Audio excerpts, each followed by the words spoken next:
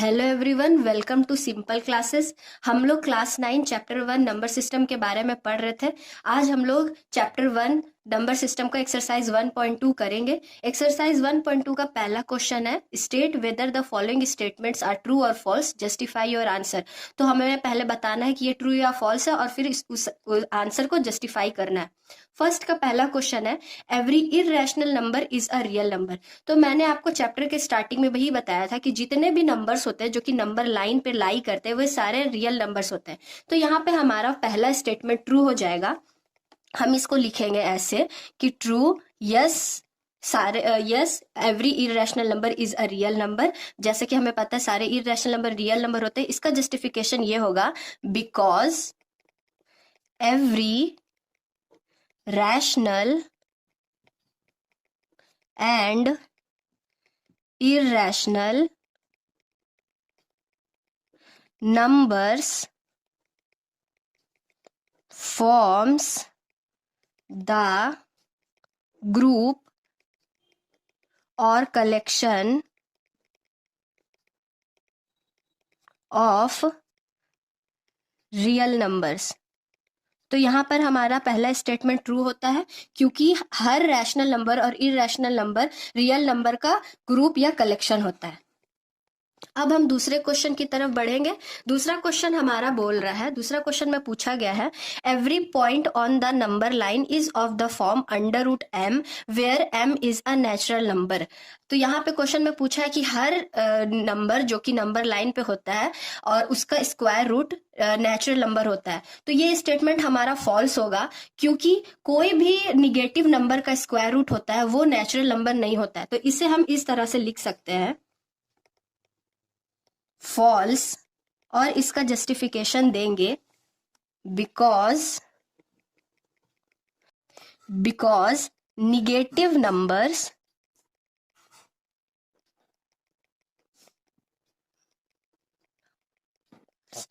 Can not be the square root of any natural number.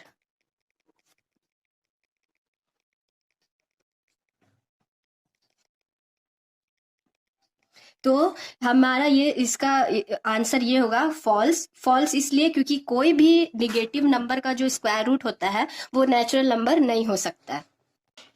अब हम बढ़ते हैं हमारे थर्ड क्वेश्चन की तरफ। हमारा थर्ड क्वेश्चन में पूछा है, हमारे से 1 का थर्ड क्वेश्चन में बोला है, every real number is an irrational number. तो ये स्टेटमेंट हमारा फॉल्स होगा क्योंकि रियल नंबर में रैशनल नंबर भी आते हैं और इररेशनल नंबर भी आते हैं, लेकिन स्टेटमेंट में बोला है कि सिर्फ इररेशनल नंबर ही रियल नंबर्स है। तो इसे हम इस तरह से लिख सकते हैं, ये स्टेटमेंट हमारा होगा फॉल्स और इसका जस्टिफिकेशन होगा because every rational number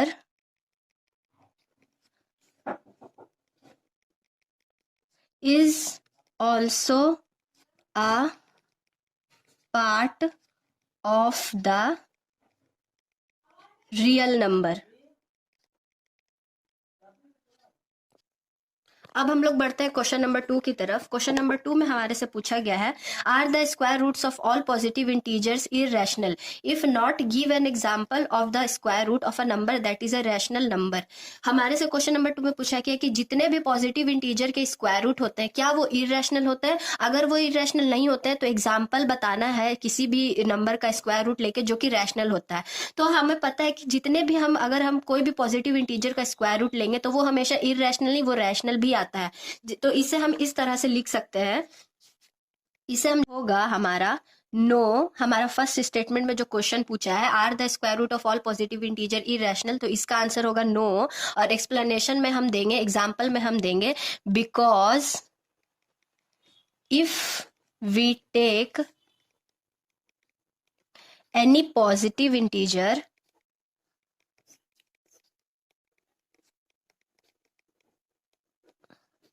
such as 9, और आप कोई भी नंबर ले सकते हैं, 16, मैं यहाँ पे 9 लिख रही हूं, such as 9, so then the square root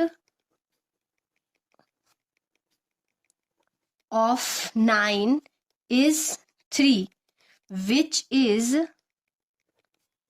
a rational number. तो इसका आंसर होगा no. Every the square root of all positive integer is not always irrational, because मतलब क्योंकि अगर हम कोई भी पॉजिटिव इंटीजर लेंगे जैसे कि 9, तो उसका स्क्वायर रूट होगा 3. तो 3 हमारा तो रैशनल नंबर है. मैं एक और एग्जांपल आप लोग को बताती हूँ. मान लीजिए फॉर एग्जाम्पल अगर हम कोई भी पॉजिटिव इंटीजर 64 ले रहे हैं तो इसका स्क्वायर रूट हो जाएगा 8, जो कि हमारा रैशनल नंबर होता है. तो इसलिए ये स्टेटमेंट नो होगा और इसका जस्टिफिकेशन मैंने आपको दे दिया है. अब हम बढ़ते हैं हमारे नेक्स्ट क्वेश्चन की तरफ.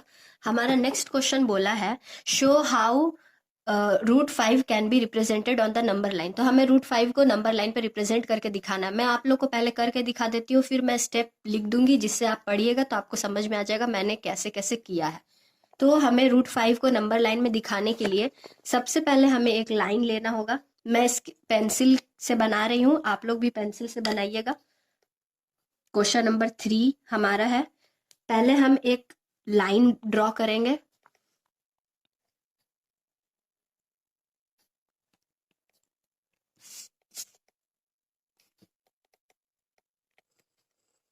पहले हम एक स्ट्रेट लाइन ड्रॉ कर लेंगे. फिर हम एक पॉइंट लेंगे वहां पे O, और A पॉइंट लेंगे. A ऐसा पॉइंट लेंगे कि O से A तक हमारा 1 सेंटीमीटर हो. ये हमारा पॉइंट हो जाएगा A. ओ ए मतलब 1 यूनिट होना चाहिए. O to A से लेके हमारा 1 यूनिट होना चाहिए. अब हम बी अब हम एक अब हम ओ ए एक यूनिट हो गया हमारा. अब हम बी ए ड्रॉ करेंगे जो कि ओ ए पर परपेंडिकुलर होगा. तो हम एक बी ए ड्रॉ करेंगे. ओ ए हमारा 1 यूनिट होगा. सेम वैसे ही हम ओ ए पर बी परपेंडिकुलर डालेंगे, बी ए परपेंडिकुलर डालेंगे. वो भी हमारा 1 यूनिट का ही होना चाहिए. तो वो भी हम 1 यूनिट लेंगे परपेंडिकुलर टू बी, और फिर हम ज्वाइन कर देंगे. ये हमारा पॉइंट बी हो जाएगा और हम इस पॉइंट को ओ से ज्वाइन कर देंगे. यहाँ पे ज्वाइन कर देंगे. ये भी हमारा 1 था, ये भी हमारा 1 है और ये परपेंडिकुलर है. तो यहाँ पाइथागोरस की हेल्प से 1 का ओ बी हमारा आ जाएगा. O B is equal to हमारा हो जाएगा 1 का स्क्वायर प्लस 1 का square is equal to O B का स्क्वायर इज इक्वल टू 1 का स्क्वायर प्लस 1 का स्क्वायर इज इक्वल टू 2. तो ओ बी यहाँ पे हमारा हो जाएगा √2. तो यहाँ पे ओ बी हमारा √2 हो जाएगा. सेम उसी तरह हम बी से B1 एक ड्रॉ करेंगे और परपेंडिकुलर टू कर देंगे, परपेंडिकुलर कर देंगे ओबी पर. तो वो भी हमारा 1 यूनिट का होना चाहिए. तो यहाँ पे हम एक परपेंडिकुलर ड्रॉ करेंगे, ऐसे करके परपेंडिकुलर ड्रॉ करेंगे 1 यूनिट का, और इसे हम नाम दे देंगे B1, और ये भी हमारा 1 यूनिट हो जाएगा. और फिर हम OB1 को ज्वाइन कर देंगे, OB1 को ज्वाइन कर देंगे. सेम इसमें भी हम वही फॉर्मूला यूज करेंगे. जैसे ये परपेंडिकुलर है हमारा तो हम वही करेंगे. यहाँ पाइथागोरस से OB1 हमारा हो जाएगा √3. सेम प्रोसेस हम फिर करेंगे. B1 पर परपेंडिकुलर डाल लेंगे, 1 यूनिट का परपेंडिकुलर डालेंगे. एकदम 1 यूनिट का ही हमें करते जाना है. 1 यूनिट का परपेंडिकुलर डाल देंगे. ये भी 1 यूनिट का है और इसे हम नाम दे देंगे B2. इस पॉइंट को नाम दे देंगे B2 और हम ज्वाइन करेंगे B2 को O से. OB2 हम ज्वाइन कर देंगे, OB2 ज्वाइन कर देंगे. यहाँ पे ये थोड़ा छोटा हो जा रहा है, आप लोग थोड़ा क्लियरली देख लीजिएगा. OB2 ज्वाइन कर देंगे. सेम उसी तरह पाइथागोरस यूज करके हम 1 √3 और ये OB2 हमारा हो जाएगा √4. सेम उसी तरह B2 पर भी हम 1 यूनिट का परपेंडिकुलर डालेंगे, 1 यूनिट का परपेंडिकुलर डालेंगे और इसे हम नाम दे देंगे B3 और ज्वाइन कर देंगे OB3 को. OB3 को ज्वाइन कर देंगे और वैसे ही 1, तो OB3 का स्क्वायर हो जाएगा 1 का स्क्वायर प्लस √4 का स्क्वायर. तो OB3 का स्क्वायर हो जाएगा हमारा 1 + 4 इज इक्वल टू 5. तो यहाँ पे हमारा OB3 हो जाएगा √5. तो यहाँ पे हमारा OB3 आ गया √5. अब हम O को सेंटर लेंगे और OB3 को रेडियस लेंगे और इसको मेजर कर लेंगे. ये जितने भी रेडियस का होगा, ओ को सेंटर और OB3 को रेडियस लेंगे और एक आर्क ड्रॉ कर देंगे नंबर लाइन पर। तो ये हम एक आर्क ड्रॉ कर देंगे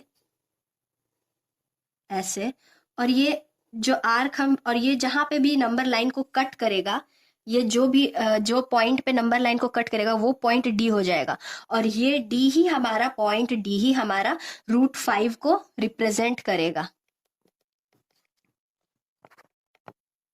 अब मैं आप लोग को इसका स्टेप लिख के बता देती हूँ, ताकि आप लोग जब भी बनाए तो पढ़ के आप लोग को बनाने में इजी हो। तो यहाँ पे हम लोगों ने सबसे पहले क्या किया, draw a number line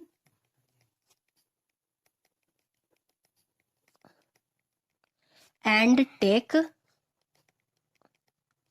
O and A on it such that हमने सारे 1 यूनिट लिए थे, तो such that OA is equal to 1 unit.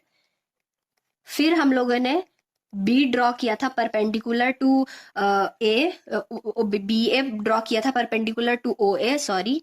तो हम लोग लिखेंगे draw BA perpendicular to OA as BA is equal to 1 unit. हमने सारे को 1 यूनिट लिया था। फिर हम लोगों ने ज्वाइन किया था, ज्वाइन OB, जो कि हमारा था √2 यूनिट। फिर आगे हमने किया था, लिखेंगे हम now draw BB1 perpendicular to OB। हमने परपेंडिकुलर किया था OB से BB1 को, और फिर ऐसा जैसे हम लिखेंगे such that BB1 is equal to 1 unit. फिर हम लिखेंगे ज्वाइन, सेम प्रोसेस जो हम लोगों ने किया था, बस हमें वो लिखते जाना है जब तक हम √5 तक नहीं पहुंच जाते हैं। Next draw B1 B2 perpendicular to OB1 such that B1 B2 is equal to 1 unit. और फिर हम लिखेंगे ज्वाइन, सेम प्रोसेस बस लिखना है, ये बहुत इजी है, आप लोग आराम से लिख सकते हो। OB2 is equal to, OB2 भी आप देख सकते हैं, OB2 इज इक्वल टू √4। फिर हम लिखेंगे join OB3 is equal to √5 unit. इसके बाद हम लोगों ने O को सेंटर लिया था, तो हम लिखेंगे take O as centre and OB3 as radius. फिर हम लोगों ने आर्क ड्रॉ किया था, draw an arc which cuts, जो कि नंबर लाइन को कट करता है, नंबर लाइन, और जो भी पॉइंट पे कट करता है उसे हम लोगों ने D नाम दिया था। फिर हमारा हो जाएगा लास्ट में point D represents √5 on the number line. तो यहाँ पर हमारा एक्सरसाइज 1.2 कंप्लीट होता है। अगर आपको वीडियो अच्छा लगा हो तो please like, share and subscribe. मिलते हैं हम नेक्स्ट वीडियो में। Thanks for watching.